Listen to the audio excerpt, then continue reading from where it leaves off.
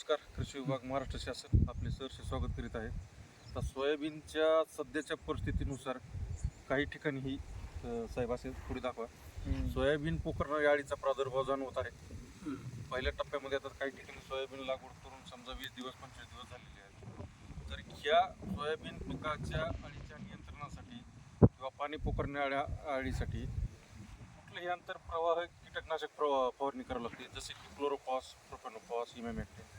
तर ह्याच्यामध्ये त्याचा केमिकल कंटेंट जर विचारलं तर थायोमिथॉक्झाइल प्लस लॅम्बडा या घटक असणाऱ्या कुठल्याही आंतरप्रवाही कीटकनाशकाची फवारणी करू शकता. या अळीचा कालखंड असतो रात्रीचा कालखंड असतो यांचा, आणि ही अळी रात्री पानाच्या खाली अंडे घालते आणि रात्री ही निशाचर असल्यामुळे रात्री ह्याचा खाण्याचा कालखंड असतो. आणि प्रादुर्भाव जर भरपूर झाला तर याप्रमाणे फक्त पानाच्या शिरा शिल्लक राहतात. हे प्रादुर्भाव पहिल्या टप्प्यातच आहे. जर ह्याच्यावर जर कंट्रोल नाही झालं तर हे जे पानं गळून पानाचा पूर्ण नाश होतो आणि भविष्यामध्ये शेंगा लागत नाहीत, उत्पादनामध्ये परिपूर्ण घट होतो.